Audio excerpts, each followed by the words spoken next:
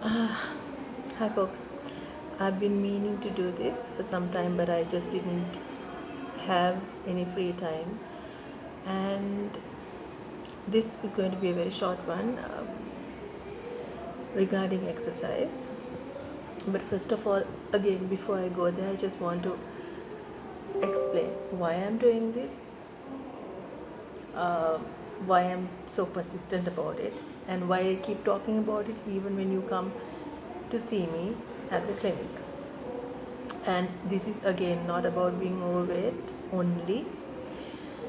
This is about changing your life, changing it to a positive way, and making a change that's going to be there throughout your life, especially towards the younger generations, and of course us.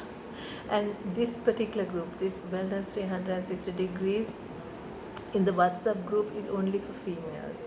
I made sure of that because I feel that it gives more, uh, it's more comfortable for everybody to ask questions in public even, and it's easier for me to do recordings on Anflow, right? So the Viber group, I have added my male patients too because there are few who are interested, but this particular WhatsApp group is only for us better halves, right? Okay, so again, quickly, the lifestyle change that I keep on talking about is mainly about intermittent fasting, uh, incorporating intermittent fasting into your life,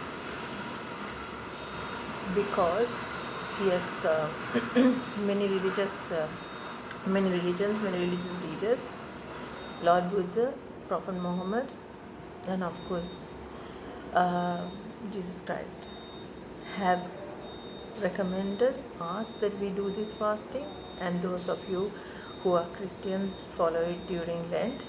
Muslims do it during Ramadan, but that's it.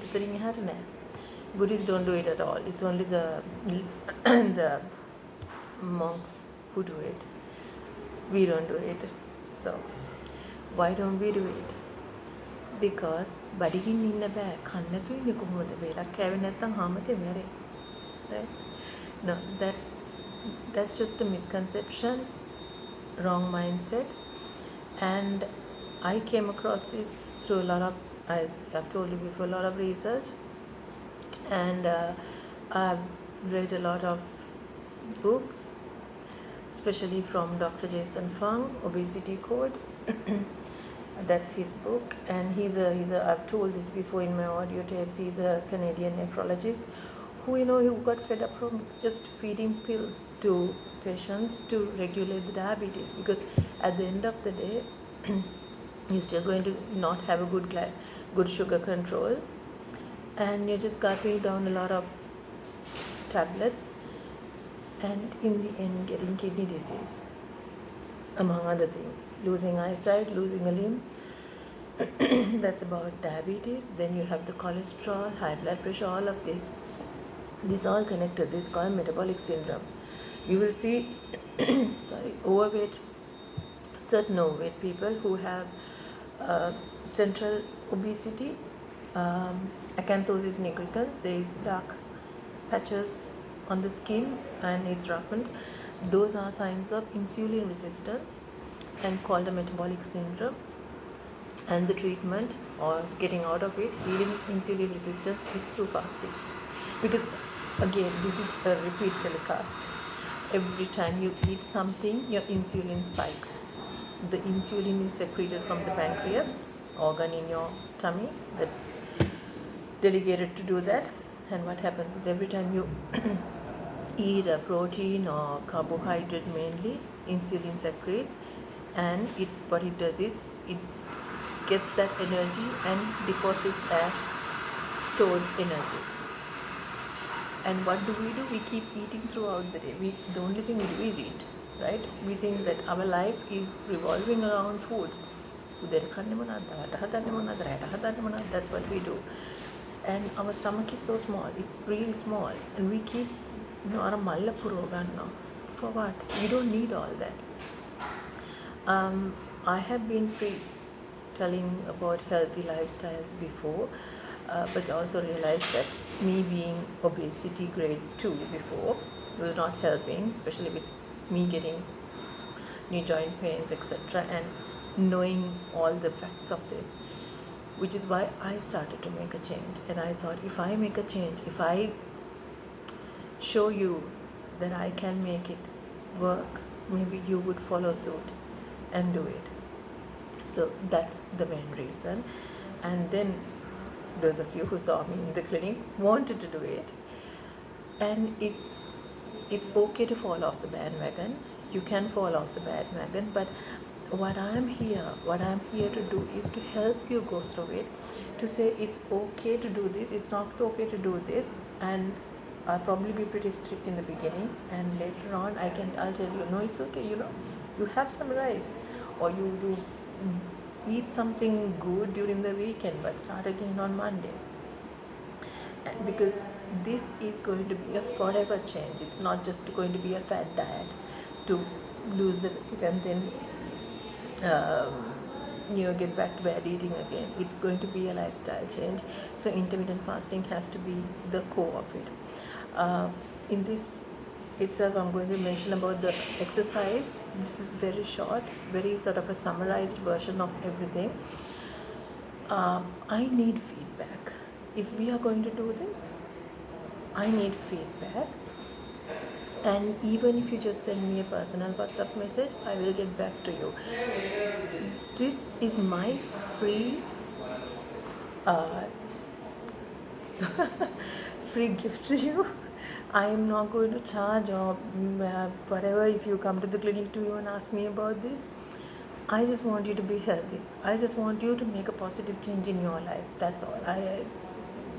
I'm waiting to stop the clinic anyway at some point. So join me. Make it interactive. Only one or two of you are being interactive with me. Make it interactive, and let's try to make a change. Like, I can keep on saying do this, do that, but if you don't actually do it, if you don't understand it, if you don't realize that I'm going to be sick one day if I don't do this, it's not going to, I can keep on saying, but if you don't make that change, it's not going to work, right? But it's okay to fall off the bandwagon. Fall off the bandwagon, get back on the bandwagon and go. Fall off and just make sure you get back on it again. That's what matters, that you keep on, you are consistent with what you do. That's what matters at the end of the day, right? Exercise. When you are going to start a low carb diet, I preferably don't do keto right now unless you personally consult me via WhatsApp, or you come to the clinic and meet me. Either way, as I said, I don't charge for that. Okay? Because keto is something I prefer to have a close watch on, and I know you won't be able to do it because it's a little strict. So it's less than 50 grams, and for those who want a faster weight loss, it's less than 20 grams of carbs. And how do you monitor that? You need to have a macro calculator. Macros are what you eat: the carbs, the fats, the proteins. So before, as I have said, you can have what I use Nutritionix app. Then there's MyFitnessPal. Download it. If you don't do it, you can't do a keto. You can do a low carb to a certain extent. Those meal plans I will give, or you can just start by cutting out all the refined sugars, all the refined carbs, and then see how you do it, how it works for you. And with the weight loss, you will feel positive about making a positive change. But I myself personally didn't have a significant weight loss when I just cut the refined carbs and went on a low carb diet. It worked only with ketosis and intermittent fasting. You have to incorporate the two. So it's either low carb or an intermittent fasting, or ketosis and intermittent fasting. Ketosis, if you're going to do, I have to be guiding you, or if you have somebody else who is able to guide you, perfectly fine. because it's very easy to eat the wrong things. You know, you think fat khanna puluwang neda keto okay, and then you will end up eating all the wrong fat, because either way still fat is bad, but it's not as bad as carbs. So I need to sort of make the plans and guide you towards that. But low carb, I have given meal plans before. You can do it. Exercise